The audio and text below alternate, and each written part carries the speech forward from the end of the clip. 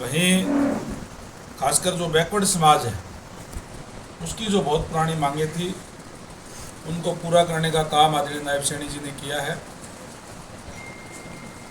खासकर चाहे वो क्रीमी लेयर की बात थी, 6 से 8 लाख रुपए करना, एक बहुत पुरानी मांग बैकवर्ड समाज की थी कि गवर्नमेंट ऑफ इंडिया की तर्ज के ऊपर उसके अंदर एग्रीकल्चर और सैलरी की इनकम ना जोड़ करके 6 लाख से बढ़ा करके 8 लाख की जाए। और इसके साथ साथ जो बैकवर्ड क्लास का है, बैकलॉग लंबे समय से बचा हुआ था, क्योंकि जो पूर्व की सरकारें हैं, खासकर कांग्रेस की सरकारों ने ओबीसी के साथ अन्याय करने का काम किया। जब भी कोई वैकेंसीज निकलती थी तो थोड़ी बहुत लेकर के और बाकी बैकलॉग छोड़ दिया जाता था।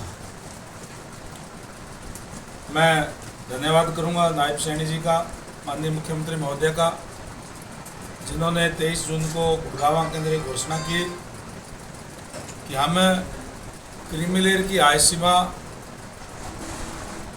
सेंट्रल गवर्नमेंट की तर्ज के ऊपर 6 लाख से बढ़ा करके 8 लाख करने का काम करते हैं। और वहीं जो कांग्रेस के सरकार के समय में जो बैकवर्ड क्लास की जो वैकेंसीज होती थी, जो कोई भी वैकेंसी निकलती थी तो थोड़ा बहुत लेकर के और ये लिख दिया जाता था कि योग्य उम्मीदवार ना मिलने के कारण ये पद रिक्त छोड़े जाते हैं, बैकलॉग रह जाता था। वो बैकलॉग भी जल्दी ही भर्तियां करके और बैकलॉग को पूरा किया जाएगा। और इसके साथ साथ जो HKRN के अंदर जो भर्तियां होती है उसके अंदर भी 27% आरक्षण ओबीसी को मिलेगा। तो इन तमाम चीज़ों को लेकर के बैकवर्ड समाज में बहुत उत्साह है। और अभी 16 तारीख को एक बहुत बड़ा स्टेट स्तर की रैली करके महेंद्रगढ़ के अंदर बैकवर्ड समाज माननीय मुख्यमंत्री महोदय का, और जिसमें चीफ गेस्ट देश के गृह मंत्री आदरणीय अमित शाह जी आएंगे। अमित शाह जी का और प्रदेश के मुख्यमंत्री का इस बात के लिए अभिनंदन। पूरा बैकवर्ड समाज हरियाणा का लाखों की संख्या में वहाँ करके 16 जुलाई को अभिनंदन करने का काम करेंगे, धन्यवाद करेंगे कि जो जिस तरीके से भारतीय जनता पार्टी का जो मूल मंत्र है पंडित दीनदयाल उपाध्याय का कि अंत्योदय अंतिम व्यक्ति तक सरकारी सेवाओं का लाभ पहुंचे, आज उस पर अमल करते हुए जो वंचित वर्ग है, जिनके साथ अन्याय पूर्व की सरकारों ने करने का काम किया है, उनकी सुध लेकर के और उस पे उन योजनाओं पे कार्य कर रहे हैं ताकि हर वर्ग को सरकारी सेवाओं का लाभ पहुंचे। चाहे आयुष्मान कार्ड की बात हो, चाहे जो बीपीएल की आय सीमा है वो पूरे देश के अंदर जहां 1,20,000 है सेंट्रल गवर्नमेंट की तरफ से, और उनका आयुष्मान कार्ड बनाए जाते हैं, 5 लाख रुपए तक का फ्री इलाज किया जाता है। हरियाणा प्रदेश के लोगों को और ज़्यादा फायदा मिले, इसके लिए लगभग 600 करोड़ रुपए सालाना हरियाणा प्रदेश ने अपने खजाने से देकर के उस आय सीमा को 1,80,000 रुपये करने का काम किया, जिससे ज़्यादा लोगों को बेनिफिट मिले। और चिरायु हरियाणा के नाम से हेल्थ कार्ड दिया जाता है, जिससे प्राइवेट हॉस्पिटलों के अंदर भी 5 लाख रुपए तक का इलाज उनका फ्री किया जाता है। और चाहे किसानों की बात लें, 14 फसलों पर MSP देने वाला एकमात्र ऐसा राज्य हरियाणा प्रदेश है जो किसानों की 14 फसलों पर MSP देता है। और कहीं अगर खरीद जिस फसल की स्टेट नहीं करता उसकी भावांतर भरपाई दे करके किसानों की भरपाई करने का काम करता है। मेरा कहने का मतलब यह है कि आज हर वर्ग भारतीय जनता पार्टी के साथ है और हर वर्ग के लिए, हर वर्ग को साथ लेकर के आदरणीय नायब सैनी जी की सरकार चल रही है। तो निश्चित रूप से मैं आज कह सकता हूं कि विधानसभा के चुनाव अक्टूबर में आने वाले हैं और इस विधानसभा चुनाव के अंदर भी भारतीय जनता पार्टी की सरकार नायब सैनी जी के नेतृत्व के अंदर तीसरी बार पूर्ण बहुमत की सरकार इस बार जो है बनेगी। पिछली बार तो थोड़ी कसर रह गई थी, हमें जेजेपी के साथ समझौता करना पड़ा था क्योंकि मैंडेट इस टाइप का आया था। लेकिन इस बार जो है हम पूर्ण बहुमत की सरकार भारतीय जनता पार्टी की प्रदेश के अंदर बनेगी, क्योंकि जो योजनाएं हैं, कल्याणकारी योजनाएं हैं, ये तमाम भारतीय जनता पार्टी ने लागू करने का काम किया है। और इसके साथ साथ भारतीय जनता पार्टी की सरकार जब से बनी है तब से जितने भी महापुरुष हुए हैं, चाहे गुरु साहिबान हुए हैं, उनकी जयंतियाँ सरकारी स्तर पर मनाने का काम किया है। पहले हमने गोहाना के अंदर अभी कबीर जयंती मनाई, रविदास जयंती मनाने का काम किया, वाल्मीकि जयंती मनाने का काम किया, महर्षि कश्यप जयंती मनाई, और इसी तरीके से गुरु तेग बहादुर जी का जो है वो जयंती पानीपत के बहुत बड़े स्तर पर मनाने का काम किया था। उसी क्रम में 20 जुलाई को महाराजा दक्ष जयंती हिसार के अंदर मनाई जा रही है। आज उसका भी निमंत्रण देने के लिए मैं आज यहाँ आया हूँ, और मुझे कई जिलों के अंदर जाने का मौका मिला।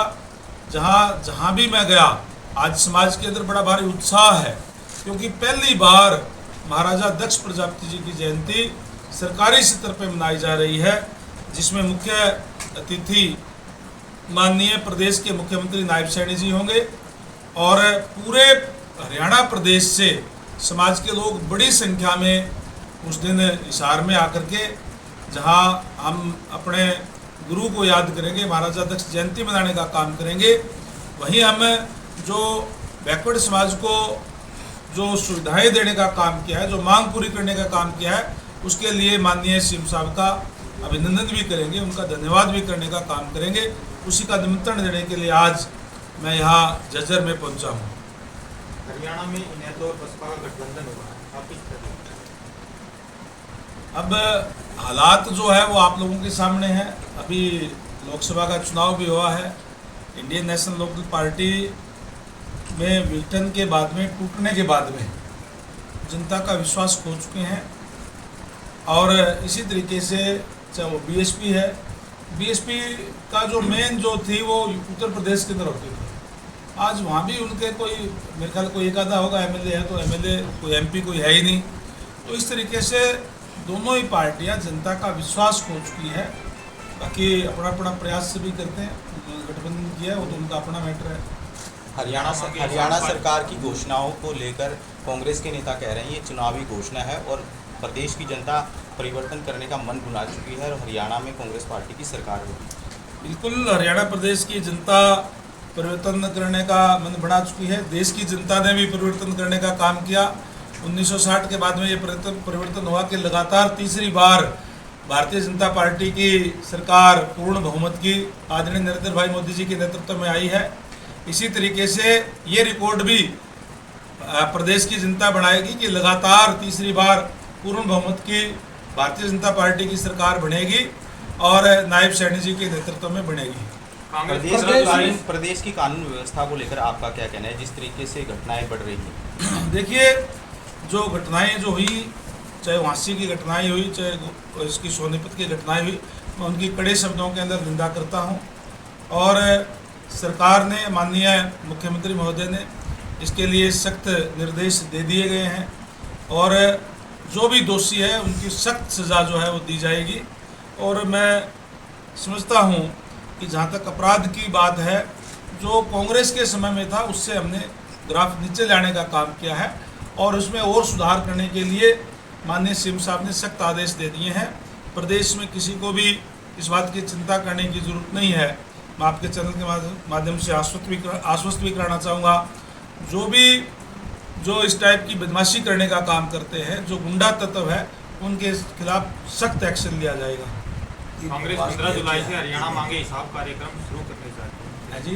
कांग्रेस 15 जुलाई से हरियाणा मांगे हिसाब कार्यक्रम सरकार के खिलाफ। कांग्रेस अपने समय का हिसाब दे। कांग्रेस के अंदर जब भी सरकार थी, आप लोगों ने देखा होगा कि जिस तरीके से सुबह अखबार उठाते थे, टेलीविज़न का अगर जो चैनल खोलते थे, कोई भी न्यूज़ चैनल, तो रोज़ कोई न कोई नया नया घोटाला आता था।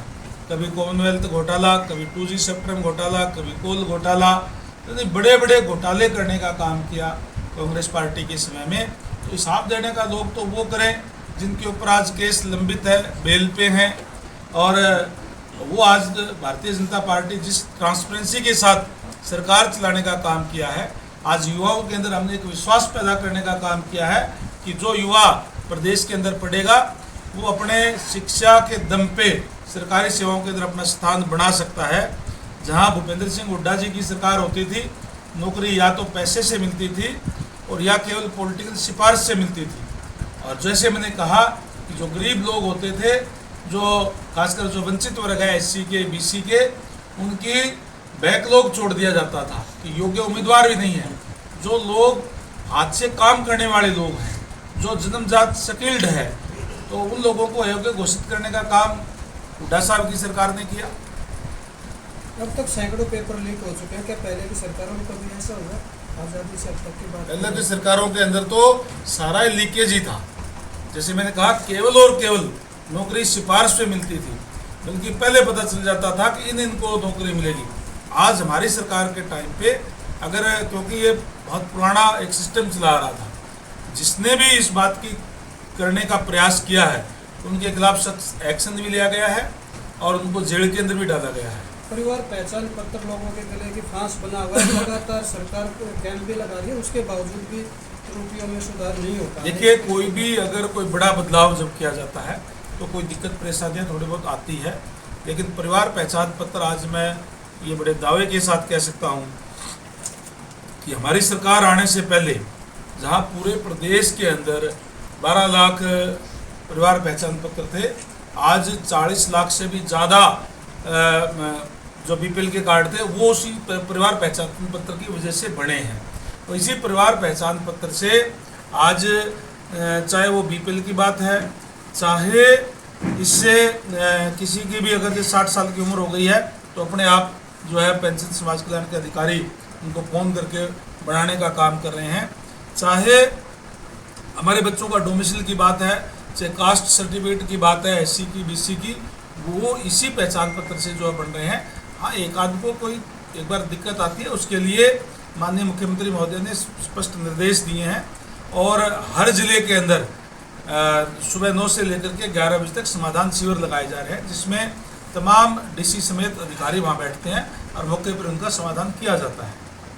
25 जून को संविधान हत्या दिवस मनाया जाएगा, तो नोटिफिकेशन जारी है, कितना सही माना जी, 25 जून को संविधान हत्या दिवस मनाया जाएगा, तो नोटिफिकेशन जारी किया है, निशानी पर कितना सही? किसने नोटिस जारी किया? नोटिफिकेशन जारी किया है, नोटिफिकेशन 25 जून को संविधान हत्या दिवस। 25 जून को तो वो तो पीछे जा लिया, वो तो हम हर साल ही करते हैं। देखिए, नोटिफिकेशन जारी हुआ, कितना सही माना? देखिए, इस लोकसभा चुनाव के अंदर मैं आपको बताता हूँ, जिस तरीके से राहुल गांधी जी ने संविधान की पत्रिका हाथ में ली, इन लोगों ने जब इनकी सरकार थी 25 जून 1975 को देश के अंदर इमरजेंसी लागू करके संविधान की धज्जियां उड़ाने का काम किया, लोगों के ऊपर जुल्म और ज्यादतियां करने का काम जो है वो किया। ठीक है सर।